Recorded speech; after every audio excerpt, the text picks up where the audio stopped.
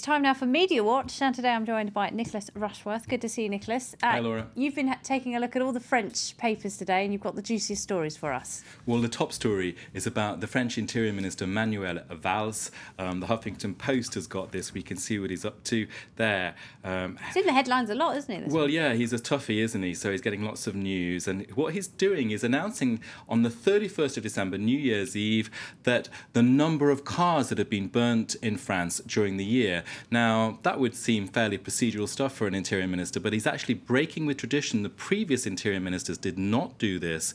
And he is... Have there been a lot of cars burned? We don't know the statistics, but what we do know is what happened in 2005, of course, when France was kind of, in October and November of that year, sort of came alight, when 250 towns and cities were beset by rioters. There were 9,000 cars burned. Now, that, of course, so touching a sensitive issue for the French here, and that announcement has sparked a debate with people saying, well, is it really about transparency, which is what he's saying, or is it really just pure politics? He's trying to present himself as a hardliner. And Paris Match has criticised the move and said, they say it's not a good idea to do this at all. Well, yeah, that's Paris Match's take there. You can see voitures brûlées, so burnt cars. Is he throwing oil on the fire?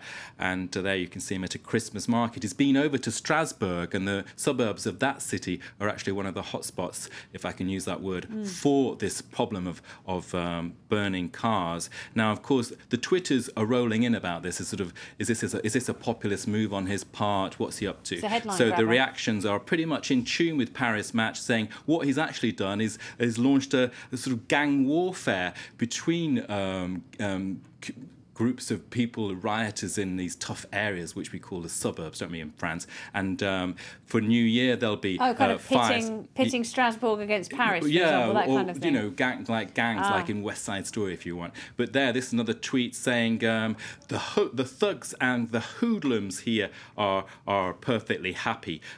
So something to look forward to, or not, for your 31st of December. OK, now let's talk about the current President, Francois Hollande. Some tough new unemployment figures out today that are bound to put the pressure on him. And he is under pressure from all sides, including the left, where, of course, he comes from. Well, the right is fragmented and in deep trouble as far as its leadership battle goes. Right. And on the hard left, well, they're actually got a bit of space to poke a bit of fun at the president, and they pulled out a video which is saying that he has backtracked or not delivered on several key promises. It's being reported here in Le Parisien, which is a city paper here in Paris. There you can see a bit of that video. One of those pledges was about finances. My real enemy, this is in his election campaign, is the world of big finance. And the video that they posted actually just gives a round of laughter, sort of not applause, but actually laughter breaks out. They're saying that's his enemy. What's he done? Look, he's given 20 million in presence of tax cuts for companies in that whole bid to get France competitive again. And he's saying that the bosses organisation, the MEDEF, loves him for it. You know, what's going on here is a bit of hardline politicking in that gap between Christmas and New Year. That's Jean-Luc Mélenchon and co, is it? It is indeed. The what do they call it? The left front or the front left? Front gauche, yeah, the left front de front. gauche. The neo-communists. We'll translate it as the left front. But they're in doing this video with the communists.